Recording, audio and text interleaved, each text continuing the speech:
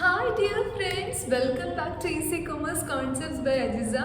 So, വളരെ പ്രധാനപ്പെട്ട ഒരു ചാപ്റ്റർ ആണ് ഞാനിത് ഡിസ്കസ് ചെയ്യാൻ വേണ്ടിയിട്ട് പോകുന്നത്. മാക്രോ എക്കണോമിക്സിലെ മൂന്നാമത്തെ പാഠഭാഗമാണ് മണി ആൻഡ് ബാങ്കിങ് എന്ന് പറയുന്നത്. വളരെ പ്രധാനപ്പെട്ട ഒരു പാഠഭാഗമാണ്. ഇതിൽ നിന്നും പല രീതിയിലുള്ള ചോദ്യങ്ങൾ നമുക്ക് പ്രതീക്ഷിക്കാം. അപ്പോൾ ആദ്യം ഞാൻ പറയാൻ പോകുന്നത് ഇതിലെ കോണ്ടന്റുകളാണ്. എന്തൊക്കെയാണ് ഈ ഒരു ചാപ്റ്ററിൽ ഉള്ളത് എന്നാണ് ഞാൻ ആദ്യം പറയാൻ പോകുന്നത്. ഒന്നാമതായി മണി, എന്താണ് ധനം, അതിൻ്റെ മീനിങ്. 2 ഫങ്ഷൻസ് ഓഫ് മണി, പണത്തിൻ്റെ ധർമ്മങ്ങൾ. 3 ഡിമാൻഡ് ഫോർ മണി, അതായത് പണത്തിനോടുള്ള നമ്മുടെ ഡിമാൻഡ് എന്തൊക്കെയാണ്, എന്തിനൊക്കെ വേണ്ടിയിട്ടാണ് മണി ഉപയോഗിക്കുന്നത്. പിന്നെ എന്താണ് ലിക്വിഡിറ്റി ട്രാപ്പ്, പിന്നെ എന്താണ് supply of money. Then we discuss about measures of money supply in India, M1, M2, M3, M4, and money creation by the banking system and high-powered money, and most important, instruments of monetary policy and Reserve Bank of India. ഇത്രയും കാര്യങ്ങളാണ് ഈ ഒരു particular ചാപ്റ്ററിൽ നമ്മൾ discuss ചെയ്യുന്നത്. ഇതിൽ അവസാനം പറഞ്ഞൊരു ഏരിയ ആണ് ഏറ്റവും പ്രധാനപ്പെട്ടത്. ഓക്കെ, റെഡി അല്ലേ? അപ്പൊ ആദ്യം നമ്മൾ നോക്കാൻ പോകുന്നത് എന്താണ് മണി എന്നാണ് നോക്കുന്നത്. Money is a commodity accepted by the medium of exchange. അതായത് മണി എന്നത് കൊണ്ട് നമ്മൾ പണം എന്താണോ ചെയ്യുന്നത് അതാണ് പണം എന്ന് പ്രൊഫസർ വാക്കർ പണത്തെ കുറിച്ച് നിർവചിച്ചിട്ടുണ്ട്. പണത്തിന്റെ പൊതു സ്വീകാര്യത എന്ന് പറയുന്നത് തന്നെയാണ് അതിന്റെ ഏറ്റവും വലിയ, അതായത് ഒരു മാധ്യമമായിട്ട് നമ്മളൊരു കടയിൽ പോയിട്ടോ അല്ലെങ്കിൽ ആളുകളുടെ കയ്യിൽ നിന്നോ എന്തെങ്കിലും വാങ്ങിക്കുന്ന സമയത്ത് എല്ലാവരാലും അക്സെപ്റ്റ് ചെയ്യപ്പെട്ട, എല്ലാവരാലും എന്താണ് അത് അക്സെപ്റ്റ് ചെയ്ത് എല്ലാവർക്കും അത് സ്വീകാര്യമാണ്. പണം കൊടുത്ത ആരെങ്കിലും വേണ്ടെന്നില്ല അല്ലെ. അതായത് എല്ലാവർക്കും അക്സെപ്റ്റഡ് ആയിട്ടുള്ള ഒരു കോമൺ മീഡിയം ഓഫ് എക്സ്ചേഞ്ച് ആണ് എന്ത്, മണി എന്ന് പറയുന്നത്. സോ ഇതിന് അതിൻ്റെതായ ഫങ്ഷൻസ് ഉണ്ട്. നമുക്ക് ജനറലി എന്ത് പറയാം, മണിയെ 2 ആയിട്ട് ക്ലാസിഫൈ ചെയ്യാം. ധനത്തെ 2 ആയിട്ട്, പണത്തെ 2 ആയിട്ട് ക്ലാസിഫൈ ചെയ്യാം. അല്ലെങ്കിൽ അതിന്റെ ഫങ്ഷൻസിനെ 2 ആയി ക്ലാസിഫൈ ചെയ്യാം. പ്രൈമറി ഫങ്ഷൻ എന്നും സെക്കൻഡറി ഫങ്ഷൻ എന്നും. സോ പ്രൈമറി ഫങ്ഷനിൽ മെയിൻലി 2 ഫങ്ഷൻസ് ആണ് വരുന്നത്. ഒന്ന് മീഡിയം ഓഫ് എക്സ്ചേഞ്ച് ചെയ്യുന്നതിനുള്ള ഒരു മീഡിയം ആയിട്ട് അത് പ്രവർത്തിക്കുന്നുണ്ട്. 2 സ്റ്റാൻഡേർഡ് ഓഫ് വാല്യൂ, അതായത് money act as a convenient unit of a account when the purchase or sell of goods, അതായത് സാധനങ്ങൾ വാങ്ങാനും വിൽക്കാനുമുള്ള ഒരു സ്റ്റാൻഡേർഡ് ഓഫ് വാല്യൂ ആയിട്ട് നമ്മൾ മണിയെ കരുതുന്നുണ്ട്. ആൻഡ് സെക്കൻഡറി ഫംഗ്ഷനിലും 2 കാര്യങ്ങൾ വരുന്നുണ്ട്. ഡെഫേർഡ് പേയ്മെന്റ്, അതായത് ഫ്യൂച്ചറിൽ നടത്താനിരിക്കുന്ന പേയ്മെന്റ് ആയിട്ട് നമ്മൾ അത് യൂസ് ചെയ്യുന്നുണ്ട്. പിന്നെ വാല്യൂ സ്റ്റോർ ചെയ്ത് വെക്കാനും നമ്മളത് യൂസ് ചെയ്യുന്നുണ്ട്. ഇങ്ങനെ 4 രീതിയിലാണ് മണിയുടെ ഫങ്ഷൻസ് ഉള്ളത്. പ്രൈമറി ആൻഡ് സെക്കൻഡറിയിൽ തന്നെ, പ്രൈമറിയിൽ 2ഉം സെക്കൻഡറിയിൽ 2ഉം, അങ്ങനെ 4 എണ്ണമാണ്. ഏതൊക്കെയാണ്? Medium of exchange, standard of value, standard of deferred payment and store of value. ഇങ്ങനെ 4 ഫങ്ഷൻസ് ആണ് മണിക്കുള്ളത്. പിന്നെ നിങ്ങളോട് ചോദിക്കും, എന്താണ് demand of money? Demand for money എന്താണ്? പണത്തിനോടുള്ള നമ്മുടെ ഡിമാൻഡ്. നിങ്ങളൊന്ന് ആലോചിച്ച് നോക്കൂ, എന്തൊക്കെ കാര്യങ്ങൾക്ക് വേണ്ടിയിട്ടാണ് നമ്മൾ കയ്യിൽ പണം കരുതുന്നത്? ഇവിടെ പറയുന്നു 3 കാര്യങ്ങൾക്ക് വേണ്ടിയിട്ടാണ് പൊതുവെ ആളുകൾക്ക് പണത്തിനോട് ഡിമാൻഡ് ഉള്ളത്. ഒന്ന്, ദാറ്റ് ഈസ് പ്രിക്വേഷണറി മോട്ടീവ്. നമ്മൾ എന്ത് ചെയ്യണം? ഒരു പ്രിക്വേഷൻ, ഒരു മുൻകരുതൽ എടുക്കുകയാണ്. ഇപ്പൊ നിങ്ങളുടെ വീട്ടിൽ പാരന്റ്സിനോടൊക്കെ ചോദിച്ചാൽ അവർ പറയും എന്തെങ്കിലുമൊക്കെ അവർ കരുതൽ ധനമായിട്ട് കയ്യിൽ വെക്കും. എന്തിനാണ്? എന്തെങ്കിലും ഒരു ഹോസ്പിറ്റൽ ചെലവോ അല്ലെങ്കിൽ എന്തെങ്കിലും കല്യാണോ അല്ലെങ്കിൽ നമ്മൾ അപ്രതീക്ഷിതമായിട്ട് ഒട്ടും പ്രതീക്ഷിക്കാത്ത രീതിയിൽ എന്തെങ്കിലും ചെലവുകൾ വന്നാൽ അതിനെ നേരിടാൻ വേണ്ടിയിട്ട്, കടം വാങ്ങാതിരിക്കാൻ വേണ്ടിയിട്ട് നമ്മൾ കുറച്ച് കയ്യിൽ പണം കരുതി വെക്കും. അപ്പൊ അതിനെയാണ് നമ്മൾ എന്ത് വിളിക്കുന്നത്? പ്രിക്വേഷണറി മോട്ടീവ് എന്ന് വിളിക്കുന്നത്. അതായത് മുൻകരുതൽ പ്രേരകം എന്ന് മലയാളത്തിൽ പറയുന്നുണ്ട്. അടിയന്തരമായി ഉണ്ടാകുന്ന ആവശ്യങ്ങളെ നേരിടാൻ വേണ്ടി ജനങ്ങൾ കയ്യിൽ പണം കരുതാറുണ്ട്. ഇതിനെ വിളിക്കുന്ന പേരാണ് പ്രിക്വേഷണറി മോട്ടീവ്. രണ്ടാമത്തെയാണ് ട്രാൻസാക്ഷൻ മോട്ടീവ്. ഇപ്പൊ എനിക്ക് വല്ലാണ്ട് വിശക്കുന്നു, അപ്പൊ ഞാൻ റെസ്റ്റോറൻറ്റിൽ കയറിയിട്ട് ഫുഡ് കഴിക്കുകയാണ്. അപ്പൊ ഫുഡ് കഴിച്ചിറങ്ങിയിട്ട് ശരി ചേട്ടാ ടാറ്റ ബബായ് എന്ന് പറഞ്ഞു കഴിഞ്ഞാൽ അവർ കേൾക്കത്തില്ല. അവർക്ക് ഞാൻ കഴിച്ച ഫുഡിന് എന്ത് കൊടുക്കണം? ഒരു പണം കൊടുക്കണം അല്ലെ. അതായത് നമുക്ക് സാധനങ്ങളും സേവനങ്ങളും എന്ത് ചെയ്യാൻ, വാങ്ങിക്കാൻ അല്ലെങ്കിൽ ട്രാൻസാക്ഷനുകളിൽ ഏർപ്പെടുമ്പോൾ അതിന് വേണ്ടിയിട്ട് കയ്യിൽ എന്ത് വേണം? നമ്മുടെ കയ്യിൽ പണം ഉണ്ടായിരിക്കണം. സോ കൈമാറ്റ പ്രേരകമായിട്ട് നമ്മുടെ ദൈനംദിന ആവശ്യങ്ങൾ നിറവേറ്റുന്നതിനായിട്ട് ആളുകളോ വ്യവസായ യൂണിറ്റുകളോ ഏജൻസികളോ പണം കൈവശം വെക്കാറുണ്ട്. ഇപ്പൊ ഒന്ന് പുറത്തേക്ക് ഇറങ്ങുമ്പോൾ ബസ്സിനാണ് പോകുന്നതെങ്കിൽ അല്ലെങ്കിൽ വണ്ടിയിലാണ് പോകുന്നതെങ്കിൽ ബസ്സിന് പണം കൊടുക്കണം. വണ്ടിക്ക് പെട്രോൾ അല്ലെങ്കിൽ ഡീസൽ അടിക്കണമെങ്കിൽ അതിന് കയ്യിൽ ക്യാഷ് വേണം. അപ്പൊ കയ്യിൽ വെക്കണം എന്നില്ല, നമ്മുടെ കാർഡിൽ അക്കൗണ്ടിൽ ഉണ്ടായാലും മതി. ഇപ്പോൾ ക്യാഷ്ലെസ് ഇക്കോണമി ആയതുകൊണ്ട് അങ്ങനെയുള്ള കുറെ ഗുണങ്ങളൊക്കെ ഉണ്ട്. ഇപ്പൊ ഓൾമോസ്റ്റ് എല്ലാ കടകളിലും തന്നെ നമുക്ക് ഒരു സ്കാനർ അല്ലെങ്കിൽ ഒരു QR കോഡ് കാണാൻ പറ്റും. നമുക്ക് സ്കാൻ ചെയ്തിട്ട് പൈസ അയച്ചു കൊടുക്കാൻ വേണ്ടിയിട്ട് പറ്റും. അപ്പോൾ ട്രാൻസാക്ഷൻസ് നടത്താൻ വേണ്ടിയിട്ട് കയ്യിൽ നമ്മൾ ക്യാഷ് വെക്കാറുണ്ട്. ആൻഡ് ഫൈനലി സ്പെക്കുലേറ്റീവ് മോട്ടീവ്, അതായത് നമ്മൾ മലയാളത്തിൽ അതിനെ വിളിക്കുന്ന പേരാണ് ഊഹക്കച്ചവടം എന്നൊക്കെ പറയാറുണ്ട്. അതിനെ വിളിക്കുന്ന ഒരു പേരാണ് ഊഹക്കച്ചവടം. അതായത് ഇപ്പൊ സ്വർണത്തിന്റെ വില എടുക്കാം. ഇപ്പൊ സ്വർണത്തിന് അടുത്ത ആഴ്ച വില കൂടും എന്നുള്ളൊരു നമ്മൾക്കൊരു വിചാരം ഉണ്ടെങ്കിൽ നമ്മൾ എന്ത് ചെയ്യാണ്, നമ്മൾ ഇപ്പൊ തന്നെ അങ്ങ് വാങ്ങി വെക്കും. കാരണം എന്താണ്, അടുത്ത ആഴ്ച ആകുമ്പോൾ ഇതിലും പണം കൊടുക്കേണ്ടതായിട്ട് വരും. അപ്പൊ നമ്മൾ ഇപ്പോഴേ അങ്ങ് വാങ്ങി വെക്കും. അപ്പൊ നമ്മുടെ കയ്യിൽ ക്യാഷ് വേണം. അല്ലെങ്കിൽ ചില കാര്യങ്ങൾ നമ്മൾ ഇവിടെ പറയണം, ആരെങ്കിലും അടുത്ത ആഴ്ച കുരുമുളകിന് വില കുറയാൻ ചാൻസ് ഉണ്ട്. അപ്പൊ നമ്മൾ എന്താ ചെയ്യാം, ഇപ്പൊ നമ്മൾ എന്താ പറയാ, അത് വാങ്ങുന്നതിൽ നല്ലതാണ് അപ്പൊ അത് വാങ്ങി വെക്കുന്നത്. From the point of view consumer ആണ്. അപ്പോൾ ഒരു പ്രൊഡ്യൂസറിന്റെ ഭാഗത്തുനിന്ന് ചിന്തിച്ചു നോക്കൂ, നമ്മൾ ഭാവിയിൽ ഐ മീൻ ഫ്യൂച്ചറിൽ വില കുറയാൻ പോവാ. അപ്പൊ നമ്മൾ ഇപ്പം വിൽക്കുന്നതാണോ ഫ്യൂച്ചറിൽ വിൽക്കുന്നതാണോ നല്ലത്? ഇപ്പം വിൽക്കുന്നതല്ലേ നല്ലത്. ഇപ്പം വിറ്റാൽ കുറച്ചുകൂടെ നമുക്ക് ലാഭമാണ്. കുറച്ച് കഴിഞ്ഞ് വിറ്റ് കഴിഞ്ഞാൽ പണം വല്ലാണ്ട് കുറഞ്ഞു പോകും കയ്യിൽ കിട്ടുന്നത്. അങ്ങനെ നമ്മൾ ഫ്യൂച്ചറിലേക്ക് നമുക്ക് ചില ഫോക്കാസ്റ്റിംഗ് ഒക്കെ നടത്തിയിട്ട് ട്രെൻഡ് അനാലിസിസ് ഒക്കെ നോക്കിയിട്ട് ഊഹങ്ങൾ വെച്ചിട്ട് നമ്മൾ ചെയ്യാറുണ്ട്. അപ്പോൾ വാങ്ങാനാണെങ്കിലും വിൽക്കാനാണെങ്കിലും പണം അവിടെ ഉണ്ട്. നമ്മളൊരു സാധനം വാങ്ങണമെങ്കിൽ നമ്മുടെ കയ്യിൽ ക്യാഷ് വേണം. നമ്മളൊരു സാധനം വിൽക്കണമെങ്കിൽ ഇത് വാങ്ങുന്ന ആളുടെ കയ്യിൽ ക്യാഷ് വേണം. അപ്പോൾ ഒരു ഊഹ കച്ചവടത്തിന്റെ പേരിലും ഇത് നടക്കുന്നുണ്ട്. ഒരു സാധനത്തിന്റെ വില കുറഞ്ഞിരിക്കുമ്പോൾ പിന്നീട് വില കൂടും എന്ന ഊഹത്തിൽ അത് വാങ്ങും, അല്ലേ? ഇപ്പോൾ എന്താ പറയാ, പിന്നീട് വില കൂടും എന്നുള്ളതിന്റെ ഇതിൽ നമ്മൾ കുറച്ച് സാധനം വാങ്ങി വെക്കും. എന്നിട്ട് വില കൂടുമ്പോൾ എന്ത് ചെയ്യും, അത് കൂടുതൽ പൈസക്ക് വിൽക്കും. അത് നമ്മളൊരു ഊഹമാണ്. അങ്ങനെ തന്നെ നടക്കണമെന്ന് യാതൊരു നിർബന്ധമില്ല. ചിലപ്പോൾ നടക്കും, നടക്കാതിരിക്കും. സോ ഇങ്ങനെ വിൽക്കുന്ന വില വാങ്ങിയ വിലയേക്കാൾ ഉയർന്നതാണെങ്കിൽ അവിടെ ഊഹാത്മക നേട്ടം, സ്പെക്കുലേറ്റീവ് ഗെയിൻ ഉണ്ടാവും. അതായത് നമ്മൾ വാങ്ങിയ വിലയേക്കാൾ കൂടുതൽ വിലയ്ക്കാണ് നമ്മളത് വിൽക്കുന്നതെങ്കിൽ നമുക്ക് നേട്ടമാണ്. നേരെ മറിച്ചാണെങ്കിൽ നമുക്ക് അവിടെ എന്താണ്, ലോസ് ആണ്, അല്ലെ? നമ്മൾ വാങ്ങിയ വിലയേക്കാൾ കുറഞ്ഞ ഒരു എമൗണ്ടിനാണ് നമ്മളത് വിൽക്കുന്നതെങ്കിൽ നമുക്കത് നഷ്ടമാണ്. അപ്പൊ ഇങ്ങനെ ഒരു സംഭവമാണ് അതിൽ വരുന്നത്. അപ്പൊ ഇങ്ങനെ 3 മോട്ടീവാണ് എന്തിന്റെ പിന്നിലുള്ളത്, നമ്മൾ കയ്യിൽ പണം വെക്കുന്നതിന്റെ പിന്നിലുള്ള. ഏതൊക്കെയാണ്? ഡിമാൻഡ് ഫോർ മണി എന്ന് പറയുമ്പോൾ പ്രിക്വേഷണറി മോട്ടീവ് ഉണ്ട്, ട്രാൻസാക്ഷൻ മോട്ടീവ് ഉണ്ട്, സ്പെക്കുലേറ്റീവ് മോട്ടീവ് ഉണ്ട്. വളരെ ഇമ്പോർട്ടൻ്റ് ആണ്, വളരെ വളരെ ഇമ്പോർട്ടൻ്റ് ആണ് ആ ഒരു ഏരിയ എന്ന് പറയുന്നത്. പിന്നെ അടുത്തൊരു ഏരിയ ആണ് സപ്ലൈ ഓഫ് മണി എന്ന് പറയുന്നത്. അതായത് പണത്തിന്റെ പ്രധാനം. The total stock of money held by the public at a particular time is known as total money supply. അതായത് നമ്മുടെ എക്കോണമിയിലെ പബ്ലിക് ടോട്ടൽ ആയിട്ട് ഹോൾഡ് ചെയ്ത് വെച്ചിട്ടുള്ള ആ ഒരു ടോട്ടൽ സ്റ്റോക്ക് ഓഫ് മണിയെ വിളിക്കുന്ന പേരാണ് എന്ത്, സപ്ലൈ ഓഫ് മണി എന്ന് പറയുന്നത്. മൊത്തം എക്കോണമിയിലുള്ള പണമാട്ടോ പറയുന്നത്. സോ ഇതിനെ ഡിഫൈൻ ചെയ്യാൻ വേണ്ടിയിട്ട് അല്ലെങ്കിൽ ഇതിനെ മെഷർ ചെയ്യാൻ വേണ്ടിയിട്ട് 4 എണ്ണമാണുള്ളത്. M1, M2, M3, M4. Filling the blanks ആയിട്ടും മാച്ച് ദ ഫോളോയിങ് ആയിട്ടും ഒക്കെ ചോദിക്കാൻ സാധ്യതയുണ്ട്. M1, M2, M3, M4. ഇതിൽ M1നെയും M2യെയും വിളിക്കുന്ന പേരാണ് നാരോ മണി.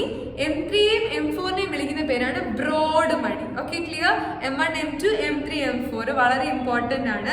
പിന്നെ ഇതിൽ ചോദിക്കുന്ന ഒരു ക്വസ്റ്റ്യൻ ആണ് high powered money. High powered money എന്ന് വെച്ചാൽ the total liability of the monetary authority of the country. നമ്മുടെ നാട്ടിലെ മോണിറ്ററി അതോറിറ്റി എന്ന് പറയുന്ന RBI ആണ്, Reserve Bank of India.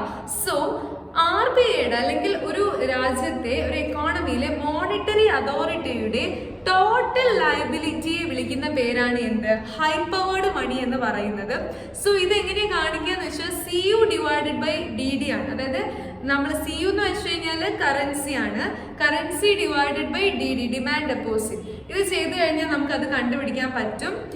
And finally ഞാൻ ഓടി വന്നത് എന്തിനാന്ന് വെച്ച് കഴിഞ്ഞാൽ ഈ ഒരു കാര്യം പറയാൻ വേണ്ടിയിട്ടാണ്. പെട്ടെന്ന് പറഞ്ഞു കഴിഞ്ഞാൽ നിങ്ങൾക്ക് മനസ്സിലാവില്ലല്ലോ എന്ന് വിചാരിച്ചിട്ടാണ് ആദ്യം അതിൻ്റെ ഒരു ഇൻട്രോ ഒക്കെ തന്ന് അങ്ങനെ വന്നത്. This is the most important question for your exam. That is instruments of monetary policy and Reserve Bank of India. അതായത് നമ്മുടെ എക്കോണമിയിലെ മണിയുടെ സപ്ലൈ റെഗുലേറ്റ് ചെയ്യാൻ വേണ്ടിയിട്ട്, മോണിറ്ററി സപ്ലൈ കൺട്രോൾ ചെയ്യാൻ വേണ്ടിയിട്ട് നമ്മുടെ റിസർവ് ബാങ്ക് ഓഫ് ഇന്ത്യ സ്വീകരിച്ചിട്ടുള്ള ഇൻസ്ട്രുമെന്റ്സ് ഏതൊക്കെയാണ് അല്ലെങ്കിൽ ടൂൾസ് എന്തൊക്കെയാണ്? The tools which used by RBI to control and regulate the monetary supply in our economy.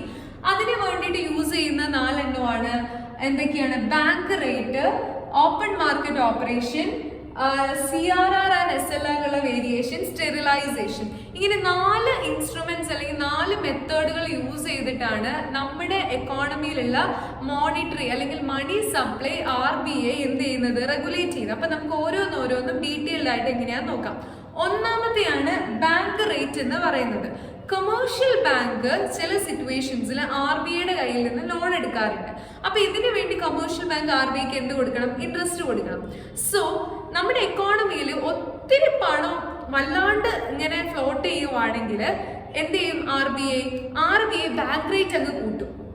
Okay, അപ്പൊ അങ്ങനെ കൂട്ടുമ്പോൾ ആളുകൾ ബാങ്കിൽ നിന്ന് ലോൺ എടുക്കുന്നത് കുറയും. കാരണം കൊമേഴ്ഷ്യൽ ബാങ്ക്സ് എന്ത് ചെയ്യും? ആ ഒരു റേറ്റ് കൂട്ടും. ഓക്കെ, ആ ഒരു ഇൻട്രസ്റ്റ് റേറ്റ് കൂട്ടും. അവർക്ക് തിരിച്ചടക്കേണ്ട RBIയിലോട്ട് അടയ്ക്കണം. അപ്പോൾ ഇത് വളരെ ലോ ആയിട്ട് ഇരുന്ന് കഴിഞ്ഞാൽ ആളുകൾ ഇങ്ങനെ ലോൺ എടുത്ത് പോകുമ്പോൾ ഇവർക്ക് തിരിച്ചടയ്ക്കാൻ വേണ്ടിയിട്ട് പറ്റത്തില്ല. സോ നിങ്ങൾ അങ്ങനെ കോംപ്ലിക്കേറ്റഡ് ആയിട്ടൊന്നും പഠിക്കേണ്ട. എക്കോണമിയിലെ ഇൻഫ്ലേഷൻ ഉള്ള സമയത്ത് RBI ബാങ്ക് റേറ്റ് ഇൻക്രീസ് ചെയ്തുകൊണ്ട് ആ ഒരു ഇൻഫ്ലേഷൻ എന്ത് ചെയ്യും?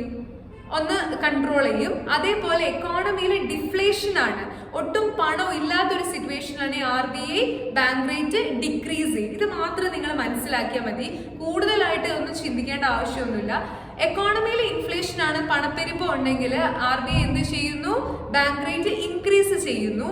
എക്കോണമിയിലെ ഡിഫ്ലേഷൻ ആണ്, മണി സപ്ലൈ ഒന്നും ഇല്ലാത്തൊരു സിറ്റുവേഷൻ ആണ്, RBI ബാങ്ക് റേറ്റ് ഡിക്രീസ് ചെയ്യുന്നു. ഇതാണ് ബാങ്ക് റേറ്റിന്റെ കേസ്. ബാങ്ക് റേറ്റ് എന്ന് വെച്ചാൽ the rate at which the commercial bank has to pay interest to RBI for taking what? Loan from RBI. Commercial bank RBIയിൽ നിന്ന് എടുത്ത വായ്പകൾക്ക് കൊമേഴ്ഷ്യൽ ബാങ്ക് തിരിച്ചടയ്ക്കുന്ന ഇൻട്രസ്റ്റ് റേറ്റിനെ വിളിക്കുന്ന പേരാണ് ബാങ്ക് റേറ്റ് എന്ന് പറയുന്നത്. രണ്ടാമത്തേതാണ് ഓപ്പൺ മാർക്കറ്റ് ഓപ്പറേഷൻ. ഗവൺമെന്റിന്റെ സെക്യൂരിറ്റികൾ ഓപ്പൺ മാർക്കറ്റിൽ നിന്നും വാങ്ങിയും വിറ്റും എക്കോണമിയിലെ monetary supply, money supply regulate ചെയ്യുന്ന ഒരു ഇൻസ്ട്രുമെന്റ് ആണ് ഓപ്പൺ മാർക്കറ്റ് ഓപ്പറേഷൻ എന്ന് പറയുന്നത്. വളരെ നന്നായിട്ട് ശ്രദ്ധിക്കുക. It refers to sale and purchase of government securities by the central bank. RBI government securities purchase ചെയ്യും ഫ്രം ദ എങ്ങോട്ട്? ജനറൽ പബ്ലിക്കിന്റെ കയ്യിൽ നിന്ന്. എന്തിനു വേണ്ടിയിട്ടാണ്? To stock purchase high powered money in the economy. അതായത് ആളുകളുടെ കയ്യിൽ നിന്ന് RBI വാങ്ങുന്ന സമയത്ത് ആളുകളിലേക്ക് അല്ലെങ്കിൽ എക്കോണമിയിലേക്ക് മണി ഇൻജെക്റ്റ് ആവും. അപ്പൊ അവിടെയുള്ള ഒരു ഡിഫ്ലേഷൻ പ്രശ്നങ്ങളൊക്കെ തീരും. കാരണം ആളുകളുടെ അല്ലെങ്കിൽ എക്കോണമിയിൽ പൈസ ഇല്ലാതിരിക്കുന്ന സമയത്ത് ഓപ്പൺ മാർക്കറ്റിൽ നിന്നും RBI ഗവൺമെന്റ് സെക്യൂരിറ്റികൾ പർച്ചേസ് ചെയ്യും. അപ്പോൾ ഗവൺമെന്റ് സെക്യൂരിറ്റികൾ എക്കോണമിയിലേക്ക് നിന്ന് RBIയിലേക്ക് പോകും. എക്കോണമിയിലേക്ക് എന്ത് വരും? പണം വരും. ഇതേ സമയം ഇൻഫ്ലേഷൻ ആണെന്ന് വിചാരിക്കുക, എക്കോണമിയിൽ ഒട്ടും പണം ഇല്ലെങ്കിൽ RBI എന്ത് ചെയ്യും? ഇത് നേരെ തിരിച്ചു ചെയ്യും. അതായത് എക്കോണമിയിലേക്ക് ഈ സെക്യൂരിറ്റീസുകൾ വിൽക്കും. അപ്പോൾ എക്കോണമിയിലുള്ള പൈസയൊക്കെ RBIയിലോട്ടേക്ക് പോകും. അപ്പോൾ ആ ഇൻഫ്ലേഷൻ നമുക്ക് കൺട്രോൾ ചെയ്യാൻ പറ്റും. സോ ഇൻഫ്ലേഷൻ സമയത്ത് ഓപ്പൺ മാർക്കറ്റിലേക്ക് സെക്യൂരിറ്റികൾ വിറ്റിട്ടും ഡിഫ്ലേഷൻ സമയത്ത് ഓപ്പൺ മാർക്കറ്റിൽ നിന്ന് സെക്യൂരിറ്റികൾ വാങ്ങിയിട്ടും പർച്ചേസ് ചെയ്തിട്ടുമാണ് RBI ഈ രീതിയിൽ എന്ത് ചെയ്യുന്നത്? ആ ഒരു ഇൻഫ്ലേഷനെ ഡിഫ്ലേഷൻ അല്ലെങ്കിൽ മണി സപ്ലൈ റെഗുലേറ്റ് ചെയ്യുന്നത്. അതാണ് ഓപ്പൺ മാർക്കറ്റ് ഓപ്പറേഷൻ. ഇൻഫ്ലേഷൻ സമയത്ത് എന്താ ചെയ്യാന്ന് വെച്ച് കഴിഞ്ഞാല് അത് വിൽക്കുകയാണ് ചെയ്യുക, സെല്ല് ചെയ്യാണ് ചെയ്യുക. അതേ സമയത്ത് ഡിഫ്ലേഷൻ സമയത്ത് പർച്ചേസ് ചെയ്യാണ് ചെയ്യുക. അടുത്തതാണ് CRR ആണ്, ക്യാഷ് റിസർവ് റേഷ്യോയും സ്റ്റാറ്റ്യൂട്ടറി ലിക്വിഡിറ്റി റേഷ്യോ. ഇൻഫ്ലേഷൻ സമയത്ത് CRR SLR ഇൻക്രീസ് ചെയ്യും, ഡിഫ്ലേഷൻ സമയത്ത് CRR SLR ഡിക്രീസ് ചെയ്യും. പിന്നെ വരുന്നതാണ് sterilisation. RBI often use instruments of money creation of stabilizing the stock of money in the economy from external shocks. External ഷോക്സിൽ നിന്നും എക്കോണമിയെ protect ചെയ്യാൻ വേണ്ടിയിട്ടാണ് ഇങ്ങനെ ചെയ്യുന്നത്. ഈ ഒരു ഓപ്പറേഷനെ വിളിക്കുന്ന പേരാണ് സ്റ്റെറിലൈസേഷൻ എന്ന് വിളിക്കുന്നത്. ക്ലിയർ? അതായത് വിദേശ നാണയത്തിന്റെ സമ്പദ് വ്യവസ്ഥയ്ക്കുള്ളിലോ പുറത്തോ ഉള്ള അമിത പ്രവാഹത്തെ, ഒരു എക്സ്റ്റേണൽ ആയിട്ടുള്ള ഒരു ഓവർഫ്ലോ ഉണ്ട്, ആ ഒരു പ്രവാഹത്തെ, അതായത് ബാഹ്യമായ ആഘാതങ്ങൾ എന്നാണ് ഇതിനെ വിളിക്കുക, ആ ഒരു പ്രവാഹത്തെ തടഞ്ഞു നിർത്തി സുസ്ഥിരമായ, അതായത് സ്റ്റേബിൾ ആയിട്ടുള്ള ഒരു എക്കോണമി നിലനിർത്തുന്നതിന് വേണ്ടി RBI സ്വീകരിക്കുന്ന നടപടികളെയാണ് സ്റ്റെറിലൈസേഷൻ കൊണ്ട് ഉദ്ദേശിക്കുന്നത്. സോ വളരെ ഇമ്പോർട്ടൻ്റ് ആയിട്ടുള്ള ഒരു ഏരിയ ആണ് ഇപ്പോൾ നമ്മൾ കടന്നു പോയിട്ടുള്ളത്. അതായത് RBIയുടെ എന്താണ് മണി റെഗുലേറ്റിംഗ് ഇൻസ്ട്രുമെന്റ്സ് ആണ് bank rate, open market operation, CRR, SLR, sterilisation.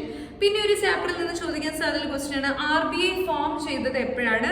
1935 and at liquidity trap speculative demand for money becomes infinity and money multiplier എന്ന് പറയുന്നത് M/H ആണ്.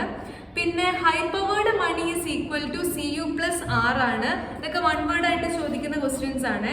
പിന്നെ identify the agency responsible for issuing ₹1 currency note in India. ഇന്ത്യയിൽ ₹1 അത് അടിച്ചിറക്കുന്നത് ആരാണ്? അത് ministry of finance ആണ്. Not issue ചെയ്യുന്നതൊക്കെ RBI ആണ്.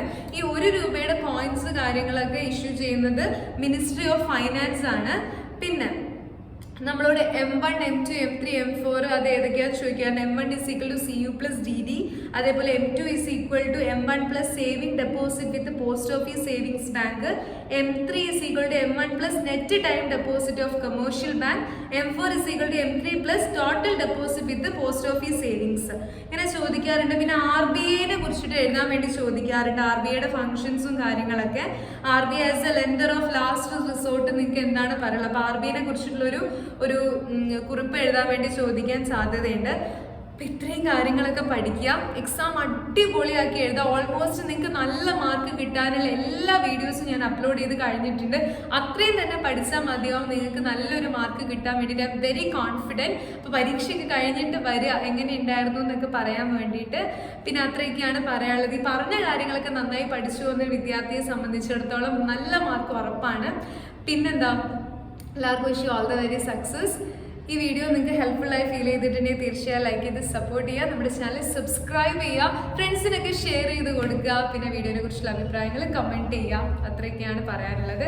And thank you so much for watching the video. By.